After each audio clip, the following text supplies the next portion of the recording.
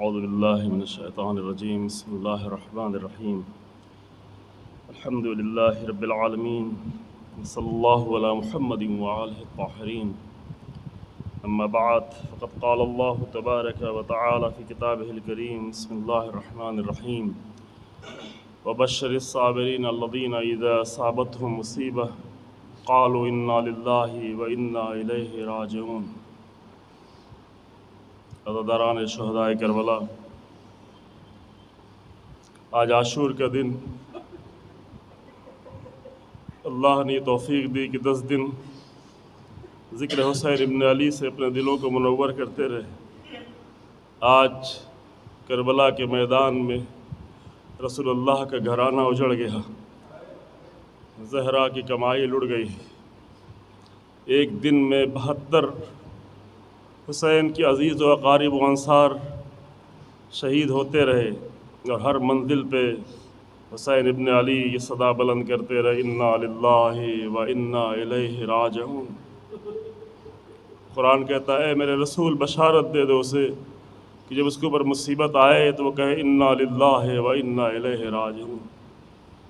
پوری دنیا میں تو یہی دستور ہے کہ کسی ایک کے مرنے کی خبر آتی ہے تو سب مل کے کہتے ہیں انا للہ و انا الیہ راجعون، لیکن کربلا میں حسین ابن علی ہر تھوڑی دیر پر کسی لاشے پہ جاتے تھے اور کہتے تھے انا للہ و انا الیہ۔ کبھی اپنے انصار کے لاشوں پر، کبھی مسلم ابن اوسجہ کے لاشے پہ گئے اور قرآن کی سورہ احزاب کی آیت کی تلاوت کی، من المؤمنین الرجال صدقوا ما عاهدوا اللہ علیہ فمنہم من قضى نحبہ ومنہم من ينتظر۔ مومنوں میں سے کچھ ایسے مرد ہیں جنہوں نے اپنے وعدے کو سچ کر دکھایا، کچھ ہیں جو اس وعدے کو پورا کرتے کرتے شہید ہو گئے، اور کچھ ہیں جو انتظار کر رہے ہیں۔ حسین کے انتظار کی منزل ہے، کبھی علی اکبر کے لاشے پہ گئے، کبھی عباس کے سرانے پہنچے، کبھی اون محمد کے پاس گئے، کبھی قاسم کے پاس گئے، اور ہر منزل میں حسین ابن علی کے دل سے نکل انا للہ و انا الیہ راجعون۔ ہم سب اللہ کے لیے ہیں اور اللہ کی طرف پلٹنے والے ہیں۔ عاشور کا پہلا مرحلہ تھا۔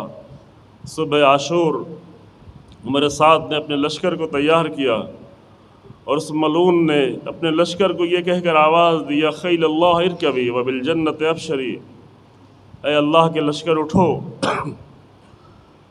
ہم تمہیں جنت کی بشارت دیتے ہیں۔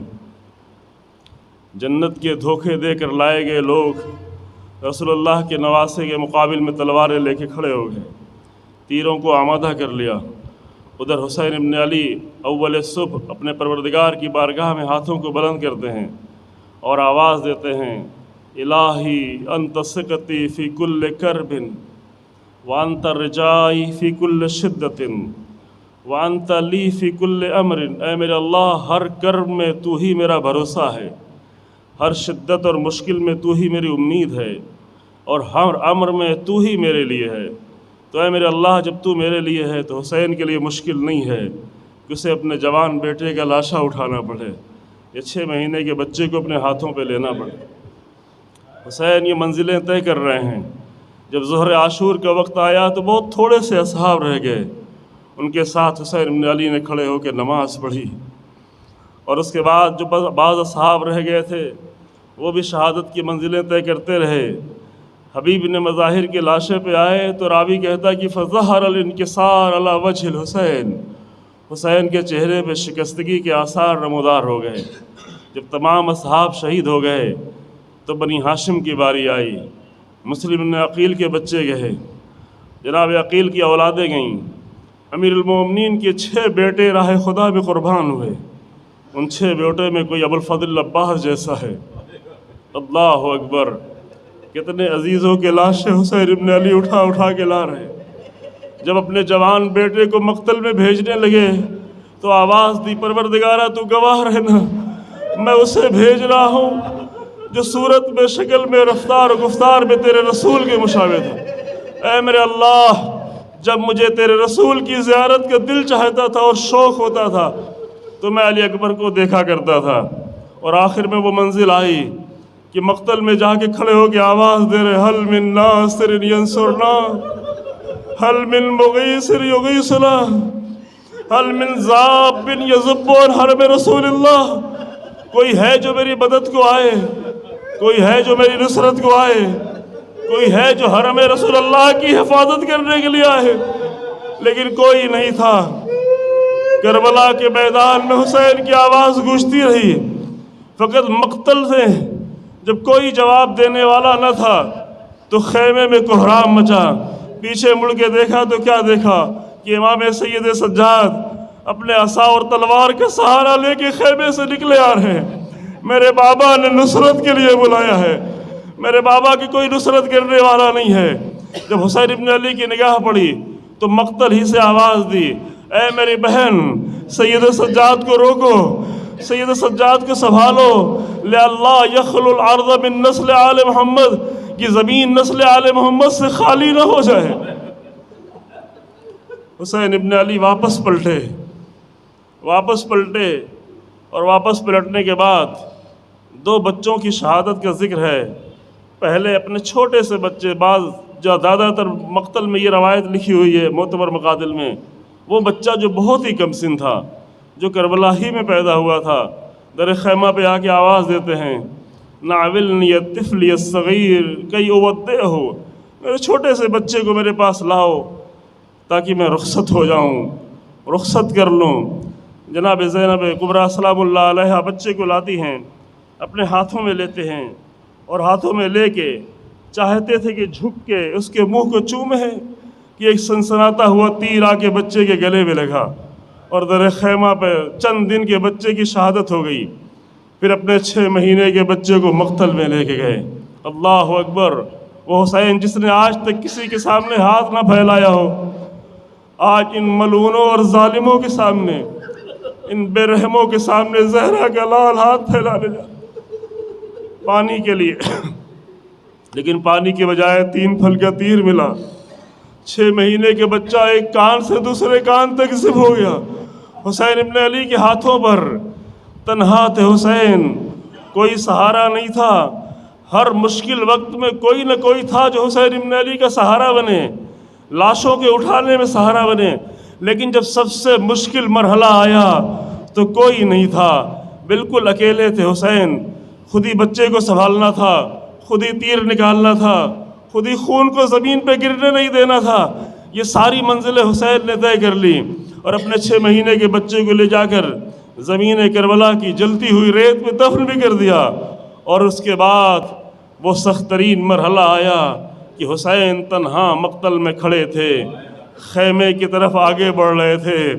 اب عباس نہیں تھے، اب علی اکبر نہیں تھے، دشمن تانے دے رہے تھے، حسین تمہارا کوئی ناصر نہ رہا، اے حسین اب عباس نہیں ہے، اے علی اکبر نہیں ہے۔ اسی لیے تو جب ابوالفضل عباس کی آواز آئی تھی، حسین ابن علی نے اپنے کمر پہ ہاتھ رکھ لیا تھا اور آواز دی تھی، اے میرے بھیا الآن انکسر ظہری وقلت حیلتی، میرے بھیا تمہارے اس آواز سے میری کمر ٹوٹ گئی، کوئی چارہ راہ نہ رہا۔ وہ شمت بھی عدوی، اے میرے بھیا تیری شہادت کے بعد دشمن ہمیں تانے دیں گے۔ وہ تانے دینے کا وقت آ گیا تھا کیونکہ حسین تنہا تھے۔ ابھی آپ نے زیارت عاشوراء میں ایک جملہ پڑھا، السلام علیک ایھا الوتر الموتور۔ وتر موتور کا مطلب ہے تنہائی، وتر یعنی تنہا۔ کربلا میں ساری مصیبتیں ایک طرف، لیکن سب سے بڑی مصیبت اس وقت آئی جب مقتل میں حسین بالکل تنہا رہ گئے۔ سلام حسین پر، سلام حسین کی تنہائی پر۔ تنہا حسین در خیمہ پہ آگے کھڑے ہو گئے اور آگے آواز دیتے ہیں، علیکہ یا زینب یا ام کلثوم یا رقیہ یا سکینہ علیکن منی السلام، اے میری بہن زینب تم پر سلام ہو، اے بیویو تم پر سلام ہو، اے میری بیٹی رقیہ و سکینہ تم پر سلام ہو۔ حسین رخصت کر کے جانا چاہتے تھے، تنہا تھے حسین۔ روایتیں لکھتی ہیں کہ چھوٹے چھوٹے بچوں نے آ کے میرے آقا کے دامن پکڑ لیا، ایسے عالم میں کہ اے میرے آقا اب تو کوئی نہیں ہے، اب تو عباس نہیں ہے، اب تو علی اکبر نہیں ہے، ہم کو کس پہ چھوڑے جا رہے ہیں؟ ہم پیاسے ہیں، ہم بھوکے ہیں، اس تنہائی کے عالم میں حسین ابن علی ان بچوں سے کچھ بھی نہیں کہہ سکے، فقط داہنی طرف دیکھا، بائیں طرف دیکھا، اپنی بہن پہ نگاہ پڑی، آواز دی احبسیہن یا اختہ، اے میری بہن آؤ ان بچوں کو سنبھالو۔ بیویاں آگے بڑھیں، چھوٹے چھوٹے بچوں کو اپنے آغوش میں لے لیا۔ حسین حسرت بھری نگاہوں سے ایک ایک کو دیکھتے رہے، زینب کو رخصت کرتے رہے اور آگے بڑھ کے گھوڑے میں سوار ہوئے۔ چاہتے تھے کہ تیزی سے مقتل کی طرف آگے بڑھے، نہیں معلوم کیوں تیزی سے بڑھنا چاہتے تھے، بہرحال مشکل تھی، کہیں بہن آ کے روک نہ لے گے، کہیں چھوٹے چھوٹے بچے دوبارہ آ کے پھر گھوڑے کے دامن کو پکڑ نہ لیں، کہیں میرے دامن کو پکڑ نہ لیں۔ جب حسین تیزی سے آگے بڑھنے لگے تو پیچھے سے آواز آئی، مہلن مہلا یا ابن رسول اللہ، اے میرے بھیا جاتے ہو تو جاؤ لیکن اتنی تیزی سے نہ جاؤ، اے بھیا آہستہ آہستہ جاؤ، زینب دل بھر کے تمہیں دیکھ لے، اے بھیا پیچھے مڑ مڑ کے دیکھتے جاؤ کہ زینب آخری زیارت کر لے۔ حسین ابن علی مقتل میں آئے، جنگ کرنا شروع کی۔ اے ظالموں، تم نے میرے اکبر کو لے لیا، تم نے میرے عباس کو مار دیا، تم نے میرے قاسم کو چھین لیا، تم نے حسین کو تنہا سمجھا ہے۔ یہ کہہ کہ حسین ابن علی نے نیام سے تلوار نکالی، جنگ کرنے لگے۔ لیکن حسین کی جنگ ایک عجیب جنگ ہے عزیزو، کربلا میں جو بھی جنگ کرنے جاتا تھا تو مطمئن ہو کے جنگ کرتا تھا، لیکن حسین ابن علی مطمئن ہو کے جنگ نہیں کر سکتے، اس لیے کہ جو بھی مقتل میں جاتا تھا وہ مطمئن ہوتا تھا کہ خیموں کی دیکھ بھال کرنے والا ہے، خیموں کی رکھوالی کرنے والا کوئی ہے۔ لیکن اللہ اکبر، جب زہرا کا لال خیموں کو چھوڑ کے مقتل کی طرف بڑھا تو پیچھے مڑ مڑ کے دیکھے جا رہا ہے، کیونکہ اب خیموں کی حفاظت کرنے والا کوئی نہیں ہے، خیمے خالی تنہا پڑے ہوئے ہیں۔ ایک بیمار ہے جو خیمے میں سید سجاد غش کے عالم میں پڑا ہے۔ اسی لیے مقاتل یہ لکھتے ہیں کہ حسین ابن علی کی جنگ کا انداز یہ تھا کہ بڑھ کے حملہ کرتے تھے، جب دشمن پیچھے بھاگ جاتا تھا تو واپس پلٹ کے ایک ایسے مرکز پہ ٹھہر جاتے تھے جو خیمے اور لشکر کے درمیان میں تھا، کیونکہ ڈر اس بات کا تھا کہ کہیں ہمارے ہوتے ہوئے دشمن خیموں پہ حملہ نہ کر دے۔ لہٰذا حسین ابن علی کو جنگ بھی کرنی تھی اور خیموں کی حفاظت بھی کرنی تھی، بار بار حملہ کرتے تھے پھر واپس آ جاتے تھے۔ جب حملہ کرتے تھے دشمن ڈرتا تھا اور گھبراتا تھا اور یہ سوچنے لگتا تھا کہ آخر حسین ابن علی کے بازوؤں میں کہاں سے طاقت آئی۔ ایک پیاسا حسین، ایک بھوک کی شدت میں رہنے والا 3 دن کا بھوکا اور پیاسا حسین بھلا اس طرح سے کیسے جنگ کر سکتا ہے؟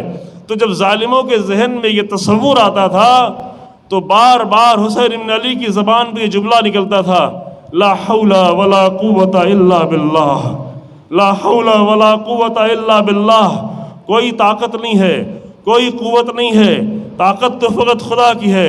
یعنی جنگ میں، مقتل میں جنگ کرتے کرتے بھی امیر المومنین کا لال ان ظالموں کو توحید کا درس دے رہا تھا۔ تم سمجھ رہے ہو کہ میں اپنے بازوؤں سے لڑ رہا ہوں؟ میں اپنے بازوؤں سے نہیں لڑ رہا ہوں، جس کے بازو عباس کے غم سے ٹوٹ گئے،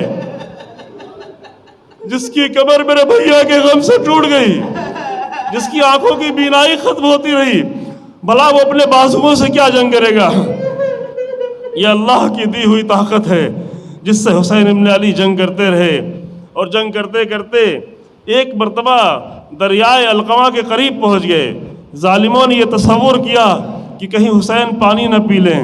ان ملعونوں کو یہ نہیں معلوم تھا کہ جو تھوڑی دیر پہلے اپنے 6 مہینے کے بچے کو جلتی ہوئی ریت پہ پیاسا لٹا کے آ گیا ہے، بھلا وہ کیسے پانی پیے گا؟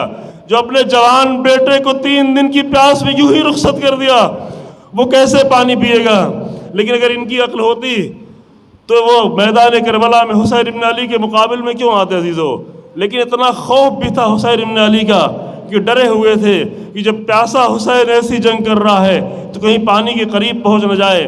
جب حسین ابن علی نہر القمہ کے بالکل قریب پہنچ گئے جنگ کرتے کرتے، تو ملعونوں سے جب کچھ نہیں بنا اور تنہا حملہ کرنے کی جرت نہیں تھی تو ایک مرتبہ لشکر کا ایک ٹولہ دوسری طرف سے خیمے کی طرف بھیج دیا، اور خیمے کی طرف بھیجنے کے بعد جب لشکر تیزی سے خیمے کی طرف دوڑنے لگا تو شمر نے آواز دی، اے حسین تم تو دریا کی طرف جا رہے ہو لیکن لشکر خیمے کی طرف جا رہا ہے۔ اسی لمحے میں حسین ابن علی نے وہ تاریخی جملہ کہا، آواز دی، یا شیعۃ آل ابی سفیان ان لم یکن لکم دین وکنتم لا تخافون المعاد فکونوا احرارا فی دنیاکم۔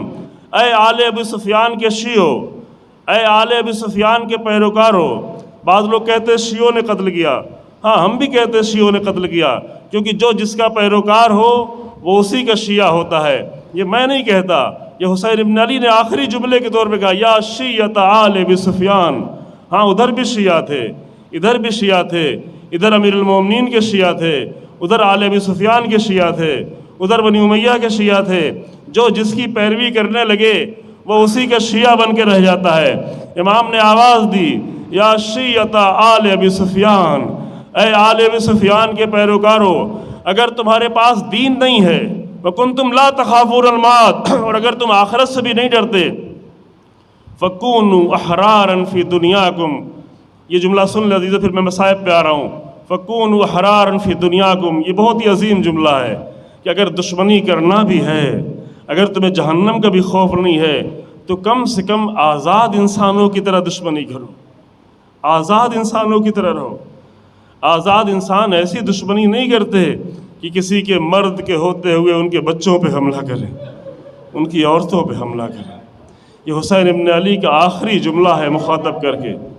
ہماری بھی دشمنیاں ہو جاتی ہیں، بعض لوگوں کی بعض لوگوں سے دشمنی ہو جاتی ہے، اگر دشمنی ہو بھی جائے تو کم سے کم آزاد انسانوں کی طرح دشمنی کریں، بے غیرتوں اور گھٹیا اور پست انسانوں کی طرح دشمنی نہیں کریں، جس طرح کربلا میں حسین ابن علی سے دشمنی کی گئی۔ اس بات کا کوئی اثر نہیں ہوا تو حسین ابن علی نے دوسرا جملہ کہا، آواز دی، وَرْجَوْا إِلَىٰ أَحْسَابِكُمْ إِن كُنتُمْ عَرَبًا، اگر تم عرب ہو تو کم سے کم غیرت عرب اور حسب نسب عرب کا تو خیال کرو۔ عرب اتنا بے غیرت تو نہیں ہوتا کہ کسی مرد کے ہوتے ہوئے اس کی عورتوں پہ حملہ کرے۔ یہ جملہ سننا تھا کہ عمر زیاد کا لشکر واپس پلٹ آیا، انہیں دین کی پرواہ تو نہیں تھی، انہیں آخرت کی بھی پرواہ نہیں تھی، لیکن عرب ہونے کی پرواہ ضرور تھی۔ حسین ابن علی کے اس جملے نے ان سب کو پلٹا دیا، اور جب سب وہ واپس پلٹے تو یہی وہ لمحہ تھا کہ کچھ لشکر سامنے تھا، کچھ لشکر جو خیمے کی طرف گیا تھا وہ پیچھے سے آیا تھا، اور اسی وقت حسین ابن علی کو چاروں طرف سے گھیر لیا گیا۔ یہی وہ لمحہ تھا کہ جب کوئی تیر مار رہا تھا، کوئی تلوار مار رہا تھا، کوئی نیزہ مار رہا تھا، جس کے تیر ختم ہو گئے تھے، جس کی تلواریں ٹوٹ گئی تھی، وہ زمین سے پتھر اٹھا اٹھا کے حسین ابن علی میں مارتا تھا۔ ایک پتھر حسین کی پیشانی میں لگا، خون جاری ہوا، ابھی خون صاف کرنا ہی چاہتے تھے کہ پیشانی پہ آگے تیر پیوست ہو گیا، تیر کو نکالنا چاہا۔ جسم کے کسی اور حصے سے تیر نکالنا ہو تو نکل سکتا ہے، لیکن پیشانی سے تیر نکالنا مشکل ہے۔ تیر ٹوٹ گیا، خون نکلنے لگا، پورا چہرہ خون سے رنگین ہو گیا، آنکھوں میں خون چلا گیا، کچھ دکھائی نہیں پڑ رہا تھا۔ ابا کے دامن کو اٹھایا کہ اپنے آنکھوں کو اور اپنے چہرے کو صاف کرے کہ ایک 3 پھل کا تیر آ کر سینے میں پیوست ہو گیا۔ چاہا کہ تیر کو سامنے سے نکالے، لیکن 3 پھل کا تیر تھا، نہیں نکلا، تو تیر کو پیچھے کی طرف ڈھکیلا اور پیچھے سے پکڑ کے جو تیر کو کھینچا تو خون کا فوارہ جاری ہوا۔ حسین ابن علی کی زبان پہ کلمہ ظاہر ہوا، بسم اللہ وباللہ وفی سبیل اللہ وعلی ملت رسول اللہ۔ پورے جسم سے خون بہتا گیا۔ حسین گھوڑے پہ ڈگمگانے لگے، داہنی طرف آنا چاہتے تھے، نیزے مار مار کے بائیں طرف کر دیتے تھے، بائیں طرف گرنا چاہتے تھے، نیزے مار مار کے داہنی طرف، اور آخر میں جب حسین گھوڑے سے زمین پہ آئے تو تیروں پہ لاشا معلق ہونے لگا۔ اس منظر کو خیمے سے بیویاں دیکھ رہی تھی، زینب کی نگاہیں دیکھ رہی تھی۔ اسی درمیان میں فریادیں بلند ہونا شروع ہوئی۔ کیا دیکھا؟ ایک چھوٹا سا بچہ، 10 سال کا بچہ، امام حسن کے یتیم، جس کو سنبھال کے حسین نے رکھا ہوا تھا، جاتے جاتے وصیت کی تھی، اے میری بہن زینب، میری 4 برس کی چھوٹی سی بچی کے خیال رکھنا، اور اے میری بہن، میرے بھیا کی نشانی ہے عبداللہ، اس کا بھی خیال رکھنا۔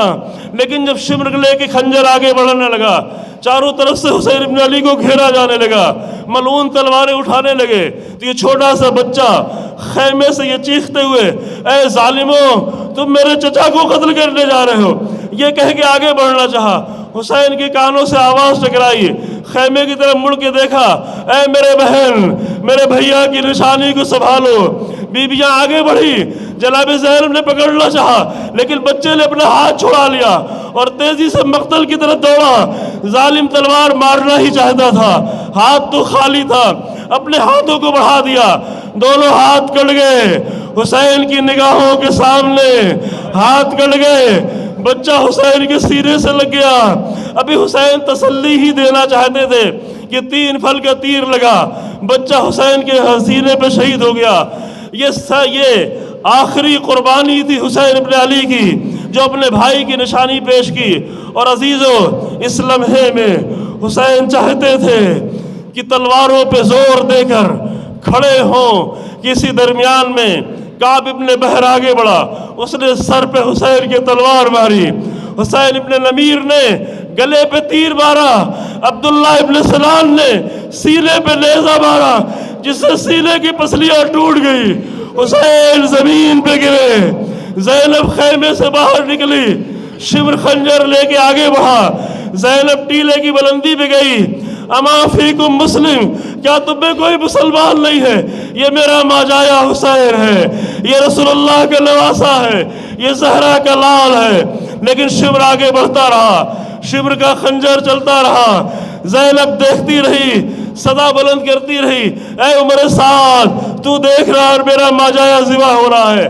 زلجلالہ حسین کے ارد گرد پھرتا رہا، جب تک ممکن ہو سکا اس نے اپنے پیروں سے حملہ کر کر کے دشمنوں کو بھگایا۔ جب آخر میں کچھ نہیں ہو سکا تو حسین کے خون سے اپنی پیشانی کو رنگین کیا، خیمے کی طرف واپس پلٹا، خیمے کے در پہ آ کے سر جھکا کے کھڑا ہو گیا۔ حسین کی بیٹی سکینہ باہر نکلی اور جا کے رہوار کے کانوں میں کچھ کہنے لگی۔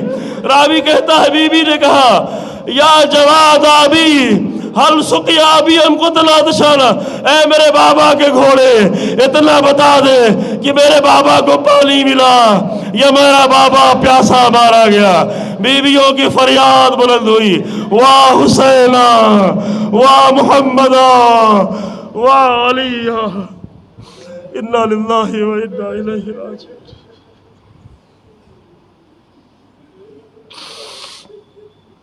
سیعلم الذین ماتم حسین۔